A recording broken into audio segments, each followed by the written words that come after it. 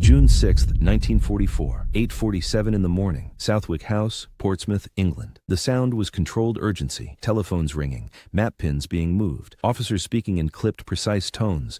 This was the nerve center of Operation Overlord, and every person in the room understood they were witnessing history being written in real time. General Dwight David Eisenhower stood motionless before the massive wall map of the Normandy coastline, his hands clasped behind his back, his face an unreadable mask. Around him, his staff worked with mechanical efficiency, updating the invasion's progress based on fragmentary radio reports arriving from across the English Channel. 5 beaches, 5 simultaneous assaults: Utah, Omaha, Gold, Sword, Juno. Each represented thousands of lives, months of planning, years of preparation. Each pin on that map was a soldier who might be alive or dead. Eisenhower had not slept in 36 hours. He had made the decision to launch the invasion despite terrible weather. If this failed, the responsibility was entirely his. He had already written the failure speech, sitting in his desk drawer, accepting full blame for the disaster. Now, he waited to see if he would need to deliver it. Commander Harry Butcher, Eisenhower's naval aide, approached with a radio transcript. His face showed something Eisenhower had rarely seen in the normally composed officer. Shock, perhaps excitement. "General, this just came through from Admiral Vian's headquarters. It's about the Canadian sector at Juno Beach." Eisenhower took the paper. His eyes scanned the typed lines once, then again, more slowly. His eyebrows rose fractionally. His jaw tightened. For a man famous for maintaining composure under pressure, this was the equivalent of shouting. "When was this transmitted?" Eisenhower asked quietly. 0842, sir. 5 minutes ago. It's been confirmed by 2 independent observation posts and RAF reconnaissance." Eisenhower looked back at the map. The Canadian 3rd Infantry Division had landed at Juno Beach at 0749, according to the schedule. The transcript in his hand, transmitted 53 minutes later, reported that Canadian forces had already broken through the coastal defenses and were advancing inland toward their first-day objectives. 53 minutes. From landing craft hitting the beach to breakthrough of the Atlantic Wall. 53 minutes. Every planning estimate, every war game, every intelligence assessment had calculated that breakthrough would take hours at minimum, possibly days. The Atlantic Wall was supposed to be Hitler's impregnable fortress: concrete bunkers, interlocking fields of fire, mines, wire, beach obstacles. The Germans had spent 3 years fortifying these beaches, and the Canadians had punched through in less than an hour. Eisenhower turned to his chief of staff, Lieutenant General Walter Bedell Smith. His voice was calm, but everyone in the room heard the underlying intensity. "Bedell, get me everything we have on the Canadian assault. I want to know exactly what happened at Juno Beach, not the summary, the details. How did they do it? This is not just the story of a military operation. This is the story of how the Supreme Commander of Allied forces in Europe reacted when a Commonwealth division accomplished something that was supposed to be impossible. This is the story of what Eisenhower said, what he did, and how those 53 minutes at Juno Beach changed his entire understanding of what was possible in this war. Because Eisenhower's reaction was not just professional satisfaction at a successful assault, it was genuine astonishment that Canadian forces had rewritten the tactical assumptions underlying the entire invasion plan. And what he said in those first hours would shape how he commanded Allied forces for the rest of the war. The comment, "My God, they're through already," was not just an exclamation. It was the moment when Dwight Eisenhower understood that he had underestimated the capabilities of the forces under his command. And that realization would make him a better commander. To understand Eisenhower's reaction to the Canadian breakthrough at Juno Beach, you must first understand what he expected from D-Day. Dwight David Eisenhower was not a battlefield commander. He had never led troops in combat. He was a staff officer, a planner, a coordinator. His genius was not tactical, but organizational. He could manage the enormous complexity of a coalition operation involving multiple nations, services, and personalities. But this organizational genius came with a limitation. Eisenhower thought in terms of plans, logistics, and careful coordination. He was conservative in his operational estimates because he understood that optimistic planning killed soldiers. When the invasion was being planned in late 1943 and early 1944, Eisenhower's staff developed detailed timelines for each beach.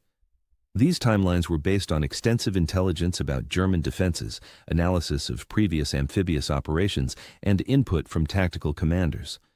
For Juno Beach, where the Canadian 3rd Infantry Division would land, the estimates were sobering. H-hour would be 07:45. The leading assault companies would hit the beach under fire, casualties would be heavy, the beach obstacles and German defensive fire would slow the advance. Engineers would need to clear paths through obstacles under fire. Infantry would need to suppress German bunkers. Tanks would need to breach the seawall. All of this would take time. The planning estimate suggested that Canadian forces might achieve breakthrough of the coastal defenses by late morning, possibly early afternoon. H+4 or H+5 hours was the optimistic estimate. H+6 or H+7 was more realistic. That meant between 11:30 and 14:30 hours, 4 to 7 hours, after the initial landing. This estimate was not pessimistic. It was based on what had happened at Dieppe in 1942, where Canadian forces had been slaughtered on the beaches. It was based on intelligence about the strength of German defenses at Juno Beach. It was based on the understanding that attacking fortified positions from the sea was one of the most difficult operations in warfare. Eisenhower accepted these estimates because they came from his professional staff and from British commanders who had experience with amphibious operations. He knew the assault would be costly. He knew it would be slow. He knew that the first day's objectives might not be reached. That was why he had written the failure speech. He was prepared for the possibility that the invasion might not succeed at all. But Eisenhower was also a pragmatist. He understood that plans were just estimates. Reality would differ from the plan. His job was to manage that difference, to adapt when things went wrong, and to exploit opportunities when things went right. On the morning of June 6th, Eisenhower was prepared for things to go wrong. He was not prepared for things to go spectacularly right. The first reports from Juno Beach were fragmentary and confused. This was normal. Communications in amphibious assaults were always chaotic. Radio equipment got wet, antennas were shot away, units were too busy fighting to send detailed reports. At 0800 hours, 15 minutes after H-hour at Juno Beach, the first report reached Southwick House. Canadian assault waves ashore, heavy opposition, casualties, fighting continuing.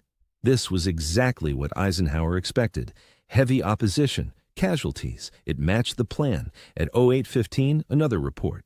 Canadian forces engaging coastal defenses. Progress slower than planned due to obstacles and defensive fire. Again, this matched expectations. The phrase slower than planned was concerning but not alarming. All 5 beaches were reporting heavy fighting. Omaha Beach was already showing signs of being a disaster. The American forces there were pinned down, taking horrific casualties, unable to get off the beach. Utah Beach was going better, with lighter opposition than expected.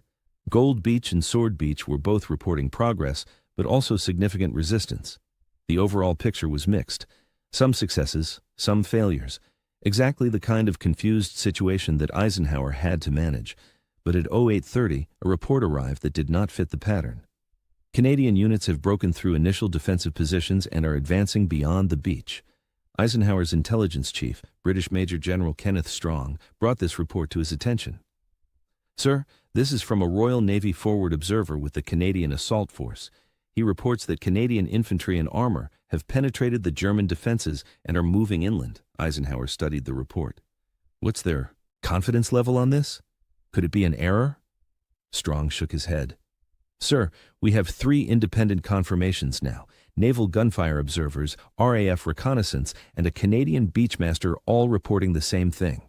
The Canadians are through the coastal defenses and advancing." Eisenhower looked at the map. The pins marking Canadian positions were already being moved inland from Juno Beach. He checked his watch. 08:35, 46 minutes since H-hour. This was impossible, not difficult, not unlikely, impossible. No assault force could penetrate prepared defenses this quickly. The intelligence on German positions at Juno Beach was solid. There were bunkers, anti-tank guns, machine gun nests. These positions did not just disappear, yet the reports were consistent. The Canadians were not pinned on the beach. They were not fighting through the defenses. They were already beyond them. At 08:42, the report that Butcher brought to Eisenhower confirmed what the earlier reports had suggested. The Canadians had achieved breakthrough in 53 minutes. Eisenhower stood before the map, processing this information. Around him, his staff waited for his reaction. What the Supreme Commander said next would be quoted, remembered, and analyzed for decades. "My God," Eisenhower said quietly, They're through already. It was not a statement of fact. It was an expression of disbelief. Eisenhower had commanded millions of men. He had planned operations across continents. He had studied warfare his entire adult life, and he was genuinely shocked by what the Canadians had accomplished. Bedell Smith, standing beside him, said carefully, "Sir, the Canadian 3rd Division has apparently executed the assault with exceptional speed and aggression. The preliminary reports suggest they accepted heavy casualties, but maintained momentum." Eisenhower nodded slowly, still staring at the map. 53 minutes. Bedell, our estimates had them breaking. Through in 4 to 7 hours. They did it in less than an hour. How? Smith had no answer. Nobody in the room had an answer. The information was too new, too incomplete. But Eisenhower needed to understand. Because if the Canadians could do this at Juno Beach, what did that mean for the rest of the invasion? What did it mean for future operations? Eisenhower turned to his operations officer, Major General Harold Bull.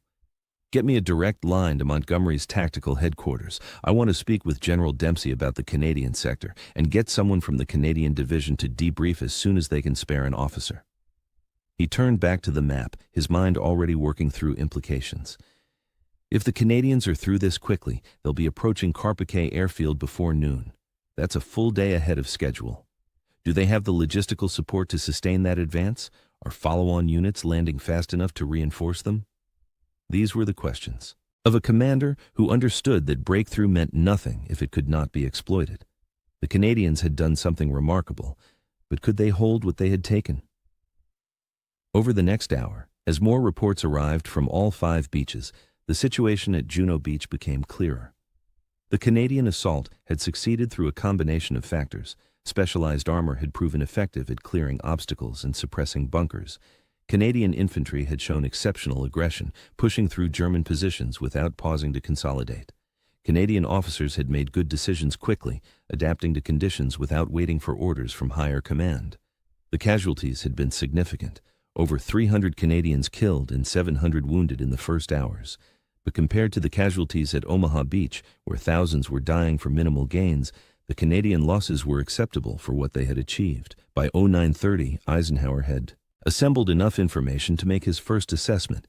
He called a brief staff meeting in the operations room.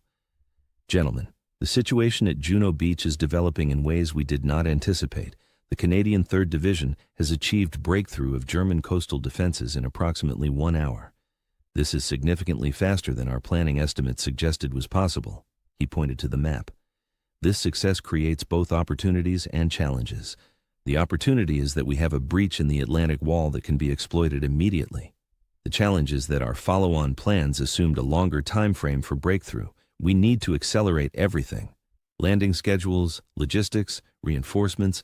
The Canadians have opened a door. We need to get forces through that door before the Germans can close it." Eisenhower's chief logistician spoke up. "Sir, the landing schedules are already compressed to the limit. We cannot accelerate significantly without risking chaos on the beaches." Eisenhower nodded. "I understand, but we need to try. The Canadians have given us an opportunity we did not expect to have this early. We cannot waste it because our logistics are not flexible enough." This was Eisenhower's first major decision based on the Canadian breakthrough. Push the logistics beyond the plan. Accept some chaos on the beaches in exchange for maintaining momentum inland. It was a calculated risk, but it showed that Eisenhower understood the value of what the Canadians had achieved. By 1000 hours, Eisenhower had received the first detailed after-action reports from Juno Beach. These reports came from Canadian beachmasters, naval observers, and Royal Air Force pilots who had flown reconnaissance over the assault area. The picture they painted was extraordinary. The Canadian 7th and 8th Infantry Brigades had landed under heavy fire. The beach obstacles had been more extensive than intelligence suggested. The German defensive fire had been accurate and intense, but the Canadians had not stopped. When landing craft hit obstacles and were damaged, soldiers jumped into chest-deep water and waded ashore under fire. When tanks got stuck on the shingle, infantry advanced without armor support. When officers were killed, sergeants took command and kept the assault moving. The specialized armor, particularly the flail tanks that cleared mines and the armored vehicles, Royal Engineers that destroyed obstacles, had proven critical. But even more important was the Canadian refusal to go to ground on the beach. Standard British doctrine, learned from years of methodical warfare, emphasized consolidation, take an objective, secure it, bring up support, then advance to the next objective. The Canadians had ignored this doctrine. They had simply kept moving forward, through the obstacles, through the German fire, through the defenses. And that momentum, that refusal to pause, had carried them through the Atlantic Wall before. The Germans could react effectively. Eisenhower read these reports with growing fascination. He had always understood warfare in terms of careful planning and methodical execution. The Canadian assault represented something different. It was planned, yes, but it was also intuitive, aggressive, almost reckless, and it had worked. At 10:30 hours, Eisenhower received a personal report from Brigadier General James Hill, a British airborne officer who had been observing the Canadian assault from a reconnaissance aircraft. Hill had landed at a temporary airstrip behind the beaches and sent a detailed dispatch to Supreme Headquarters. Hill's report included a passage that Eisenhower would remember for the rest of his life. The Canadian assault at Juno Beach was the most aggressive and effective amphibious operation I have witnessed. The troops showed exceptional courage and determination, but more than that, they showed initiative at every level. Junior officers and NCOs made decisions. Without waiting for orders, units adapted to obstacles without requesting guidance. The result was an assault that never lost momentum. The Germans were not defeated by superior firepower. They were overwhelmed by an enemy that would not stop moving. Eisenhower put down the report and looked at Bedell Smith. That's what we've been missing. Initiative, aggression, the willingness to keep moving even when the plan falls apart. Smith nodded carefully. Sir, with respect, we've emphasized those qualities in our training and doctrine. Eisenhower shook his head. We've emphasized them in theory. But in practice, we've built an army that waits for orders, that consolidates before advancing, that values organization over momentum. The Canadians showed us what happens when you actually implement aggressive doctrine. This was a moment of self-reflection for Eisenhower. He was realizing that his own cautious nature, his emphasis on careful planning and coordination, might have made him undervalue the importance of speed and aggression in operations. At 1100 hours, Eisenhower made a decision that would influence Allied operations for the rest of the Normandy campaign. He drafted a message to all beach commanders and corps commanders. The message was brief, but significant. Canadian success at Juno Beach demonstrates the value of maintaining momentum in amphibious assault. All commanders are encouraged to exploit breakthrough opportunities aggressively rather than pausing to consolidate. Speed and violence of action are proving more effective than methodical advance. Supreme Commander sends congratulations to Canadian 3rd Division for exceptional performance. This message did several things. First, it gave official recognition to Canadian achievement, which was important for coalition politics. Second, it communicated to other commanders that Eisenhower valued aggressive action. Third, it implicitly acknowledged that the planning estimates had been too conservative. But most importantly, it showed that Eisenhower was willing to learn from what had happened and adjust his approach accordingly. By midday on June 6th, the situation across all 5 beaches had clarified. Utah Beach was secure, with American forces pushing inland. Omaha Beach remained a crisis, with forces still fighting to get off the beach. Gold Beach and Sword Beach were both successful, with British forces consolidating their positions. And Juno Beach was the deepest penetration of the day, with Canadians already engaging German reserves miles inland. Eisenhower, monitoring these reports, kept returning to the Canadian sector. The contrast between Omaha and Juno was particularly striking. Both beaches had faced strong opposition, both had taken casualties, but the outcomes were dramatically different. At Omaha, American forces had gone to ground under fire, they had sought cover, they had waited for support, and they had nearly failed. At Juno, Canadian forces had kept moving. They had accepted casualties, they had pushed through, and they had succeeded. The difference was not in the quality of the soldiers. American troops were brave and well-trained. The difference was in approach. The Americans had fought a defensive battle on an assault beach. The Canadians had fought an offensive battle from the moment they landed. Eisenhower understood this difference, and it would influence how he thought about operations for the rest of the war. At 1300 hours, Eisenhower spoke with General Bernard Montgomery, the ground forces commander for the invasion. Montgomery was at his tactical headquarters in England, monitoring the battle through radio reports. "Monty, I want to talk about the Canadian sector," Eisenhower said. "Your thoughts on their performance?" Montgomery, never one to share credit easily, was nonetheless impressed. "The Canadians have done exceptionally well, Ike. Better than I dared hope. They've got the bit between their teeth and they're running with it. The question now is whether they can hold what they have taken when the Germans counterattack." Eisenhower nodded. "What support do they need?" "More armor, more artillery. The Germans will throw everything at them. The Canadians are exposed. Their flanks are open because they've advanced so far ahead of the British sectors. We need to get reinforcements to them quickly." Eisenhower made another decision. Pull resources from the other beaches if necessary. The Canadians have created an opportunity. We exploit it. Anything they need, they get priority. This was a significant command decision. Eisenhower was effectively betting on the Canadian breakthrough. He was committing resources that might be needed elsewhere to reinforce the fastest advancing sector. It was the kind of bold decision that Eisenhower had not been known for making. But the Canadian example had taught him something. Fortune favors the aggressive. By evening on June 6th, Eisenhower had received comprehensive reports from all invasion beaches. The picture was mixed. Omaha Beach had finally been secured, but at terrible cost. The other beaches were all successful to varying degrees, but Juno Beach stood out. The Canadians had penetrated further inland than any other Allied force. They had seized the village of Courcelles. They were approaching Carpiquet Airfield. They had achieved most of their first-day objectives, something no other beach had accomplished. The German reaction was also telling. German commanders monitoring the invasion had identified the Canadian sector as the most dangerous threat. They were rushing reinforcements, particularly the 12th SS Panzer Division, to counterattack the Canadian penetration. This was exactly what Eisenhower wanted. If the Germans were focusing on the Canadian sector, they were not reinforcing Omaha or the other beaches. The Canadian breakthrough was drawing German attention and resources away from more vulnerable Allied positions. At 1800 hours, Eisenhower sat down to write his first end-of-day assessment of the invasion. This assessment would be sent to the combined chiefs of staff in Washington and London. It would be read by Churchill and Roosevelt. It would become part of the historical record.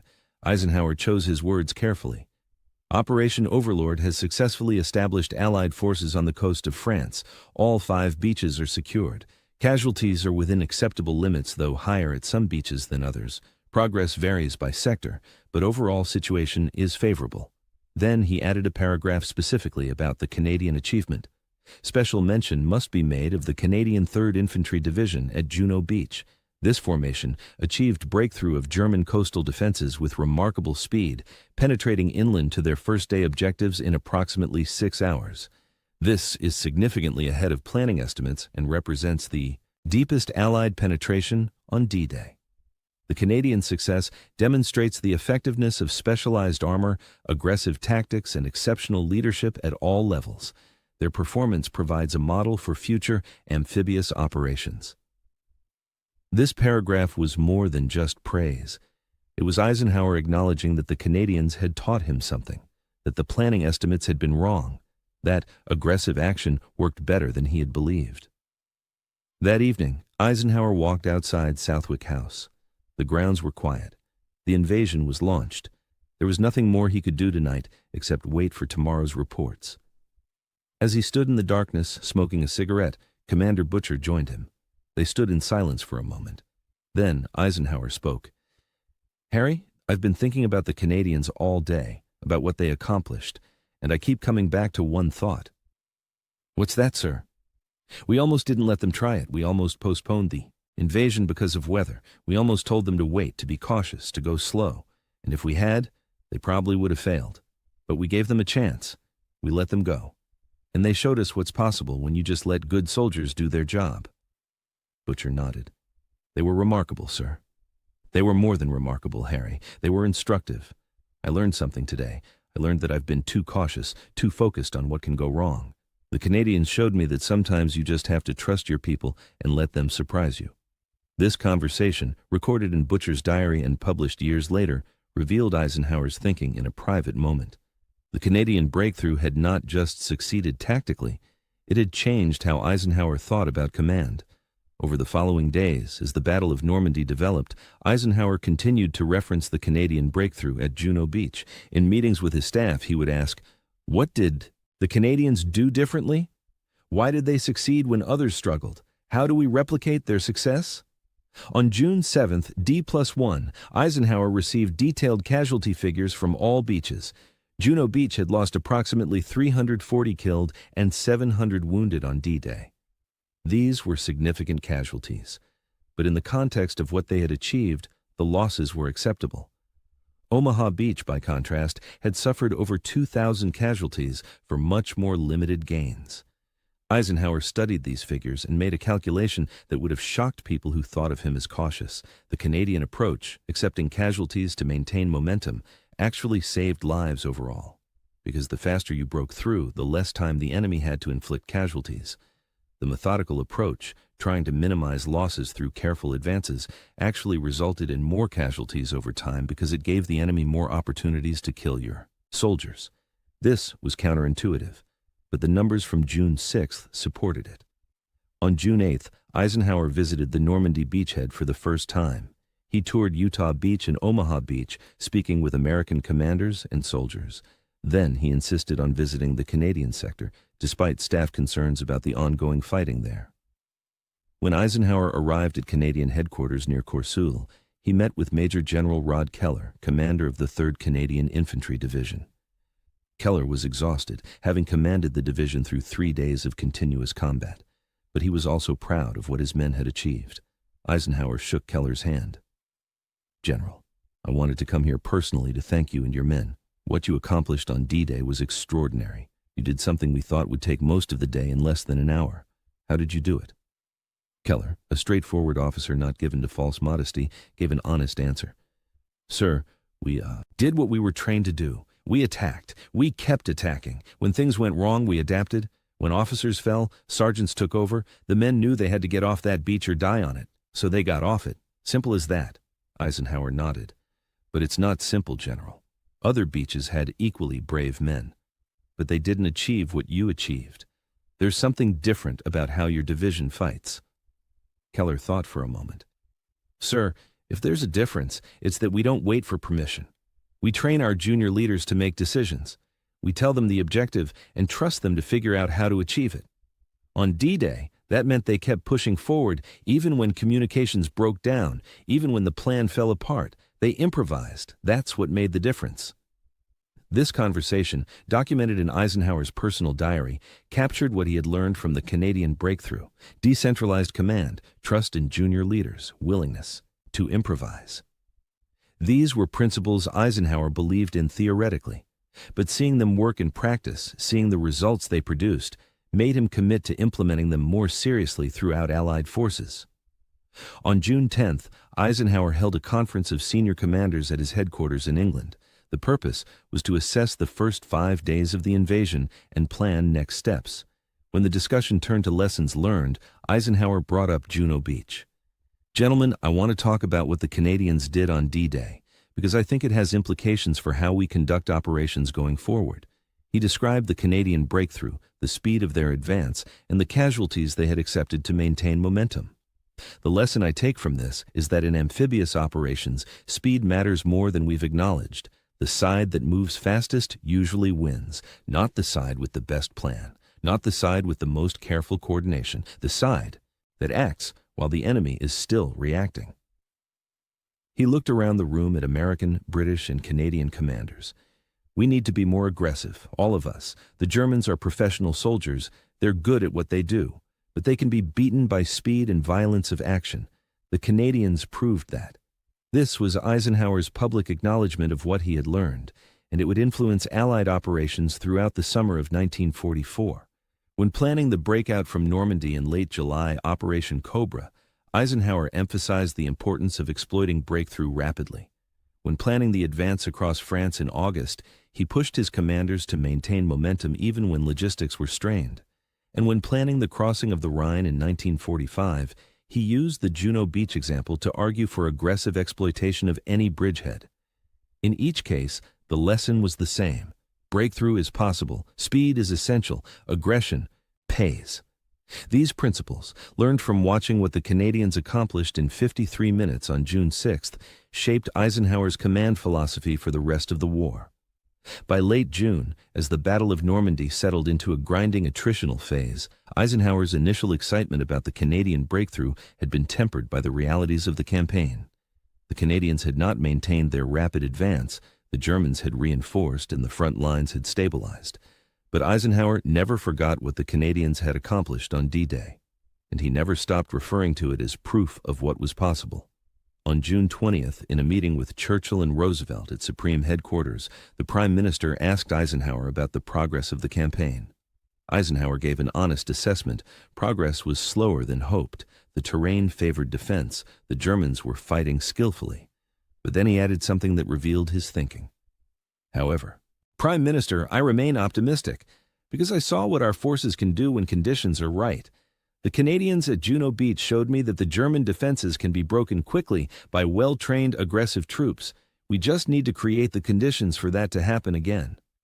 Churchill, always interested in Canadian contributions to the war effort, nodded. The Canadians have done magnificently. But what specifically did they do that was different?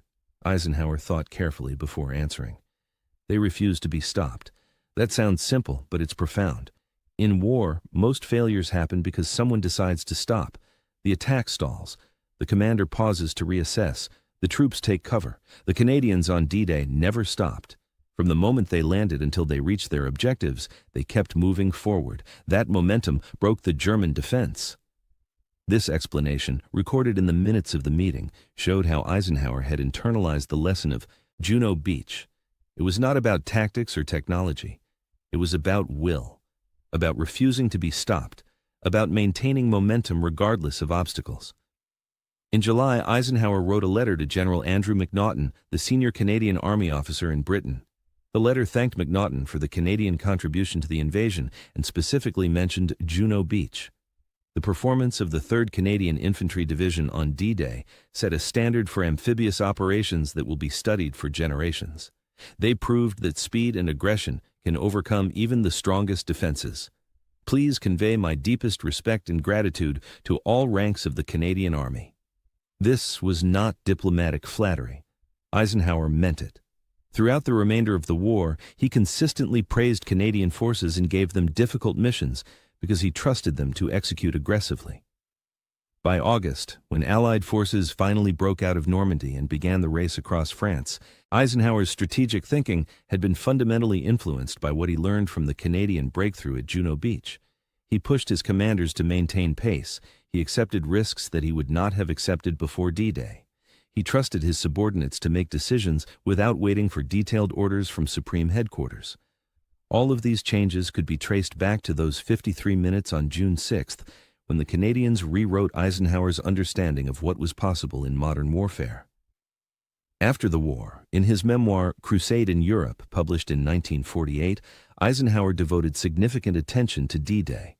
When discussing Juno Beach, he wrote with unusual emotion for a man known for understated prose. The Canadian assault at Juno Beach was one of the most impressive feats of arms I witnessed during the war. In less than an hour, they accomplished what our planning staffs believed would require most of a day. Their success was not luck. It was the result of superb training, exceptional leadership, aggressive tactics, and the fighting spirit of the Canadian soldier. When I learned they were through the coastal defenses so quickly, I confess I was astonished. It forced me to reconsider many of my assumptions about amphibious warfare and about the capabilities of the forces under my command. Eisenhower went on to analyze what made the Canadian assault successful. He credited the specialized armor. He credited the aggressive doctrine. But most of all, he credited what he called the human factor. The Canadians succeeded because every man, from the division commander to the newest private, understood that hesitation meant death. They landed on that beach knowing they had to get off it immediately or die on it. That simple, brutal clarity of purpose drove everything they did. They did not pause to consider options. They did not wait for perfect conditions. They simply attacked, and that attack never stopped until they reached their objectives. This analysis, written with the benefit of hindsight and access to complete records, confirmed what Eisenhower had said on the morning of June 6th. The Canadians had taught him something fundamental about warfare. In 1952, Eisenhower was asked during a lecture at Columbia University, where he served as president, about the most surprising moments of World War II. His answer referenced Juno Beach immediately. I expected D-Day to be difficult. I expected casualties. I expected slow progress and hard fighting. What I did not expect was for any single division to achieve breakthrough of the Atlantic Wall in under an hour. When I received the report that the Canadians at Juno Beach were already through the coastal defenses, my first reaction was disbelief. It seemed impossible. But it happened, and it taught me a valuable lesson about underestimating what good soldiers can do. A student asked what specific lesson Eisenhower had learned. His answer was characteristically thoughtful. I learned that leaders often become obstacles to their own forces. We create conservative plans because we fear failure. We emphasize caution because we fear casualties. But sometimes the most dangerous thing you can do is be cautious. The Canadians were bold, they were aggressive, they accepted risk, and they succeeded because of it, not in spite of it. That's a lesson every commander should learn. In 1967, Eisenhower was interviewed by a military historian about the Normandy invasion. The historian asked specifically about the Canadian breakthrough at Juno Beach and whether it had influenced Eisenhower's later command decisions. Eisenhower, now in his late 70s and speaking with the candor of retirement, gave a remarkably frank answer. Juno Beach changed how I thought about commanding. Before D-Day, I thought my job was to plan perfectly and coordinate carefully. After seeing what the Canadians did, I realized my job was to give good people clear objectives and then get out of their way. Trust them to figure out the details. That insight made me a better commander. The historian pressed him on this point. Sir, are you saying the Canadian success was due to less command interference? Eisenhower laughed. I'm saying it was due to trusting junior leaders to make decisions. Rod Keller gave his brigade commanders clear objectives. They gave their battalion commanders clear objectives. Those battalion commanders trusted their company commanders, and those company commanders trusted their sergeants. By the time the assault happened, every man knew what needed to be done and was empowered to do it. That's why they moved so fast. Nobody was waiting for orders from above. This interview, recorded and transcribed, revealed Eisenhower's mature reflection on the lessons of Juno Beach. It was not about tactics or equipment, it was about trust and empowerment. In his final years, Eisenhower occasionally reflected on the Canadian breakthrough in private conversations with friends and fellow veterans. One such conversation, recorded by General Omar Bradley in his own memoirs, was particularly revealing. Eisenhower and Bradley were discussing the Normandy campaign over drinks.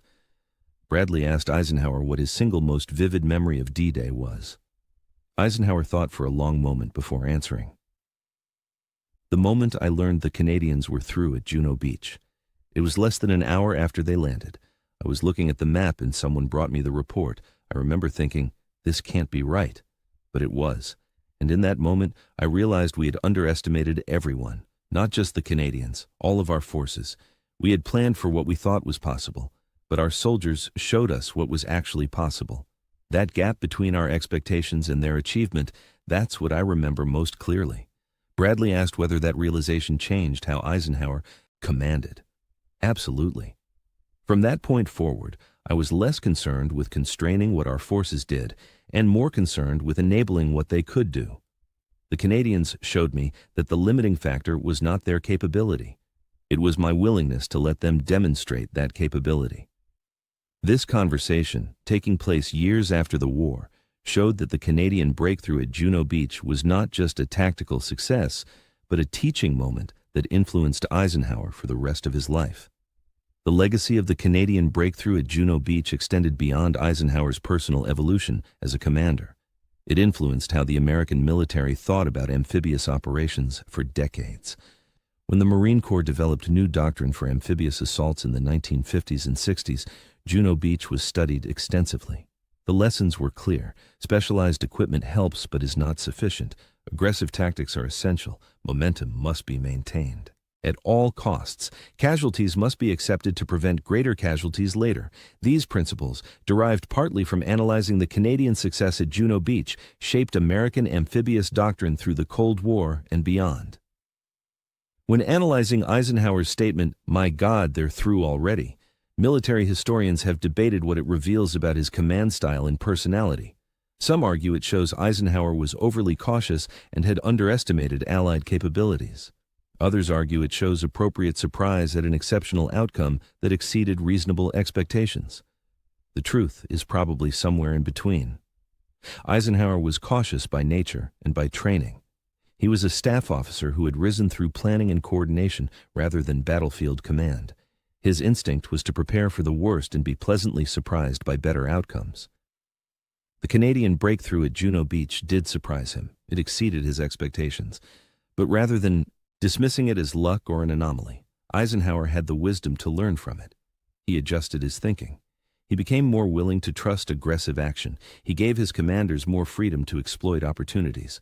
These changes, driven partly by the lessons of Juno Beach, made him a more effective supreme commander. By the time Allied forces were advancing into Germany in 1945, Eisenhower's command style had evolved significantly from what it had been on June 6, 1944. He was bolder, more willing to accept risk, more trusting of his subordinates, and some of that evolution could be traced directly back to 53 minutes at Juno Beach, when Canadian soldiers taught their supreme commander that his careful plans underestimated what was possible. Today, the story of the Canadian breakthrough at Juno Beach is overshadowed by the drama of Omaha Beach and the larger narrative of D-Day. But for Eisenhower, Juno Beach was the key teaching moment of the invasion. It was where he learned that bold action succeeds more reliably than careful caution. It was where he learned to trust his subordinates to improvise and adapt. It was where he learned that the limiting factor in military operations is often the commander's willingness to let good soldiers do what they are trained to do. Eisenhower's exclamation, "My God, they're through already," was not just surprise at Canadian speed. It was the moment when a careful planner realized that his plans had been too conservative, his estimates too cautious, his understanding of what was possible too limited. The Canadians did not just break through the Atlantic Wall in 53 minutes. They broke through Eisenhower's assumptions about warfare, and in doing so, they helped create the commander who would lead Allied forces to victory in Europe. That is the untold story of what Eisenhower said when Canada blitzed through Juno Beach. Not just words of surprise, but a revelation that changed how one of history's great commanders understood his role and his forces. The 3rd Canadian Infantry Division gave Eisenhower more than a successful beach landing. They gave him a lesson in leadership that would echo through the rest of the war and into his later career as NATO commander and President of the United States. Trust your people. Give them clear objectives. Get out of their way. And be prepared to be surprised by what they accomplish. That is what 53 minutes at Juno Beach taught Dwight Eisenhower. And that is why, 70 years later, military commanders still study those minutes and try to understand how a single division from a small nation taught the supreme commander of Allied forces what was truly possible when you trust good soldiers to do extraordinary things. The Canadians at Juno Beach did not just open a breach in Hitler's Atlantic Wall, they opened Eisenhower's eyes to the capabilities of the forces under his command. And that may have been their greatest contribution to Allied victory.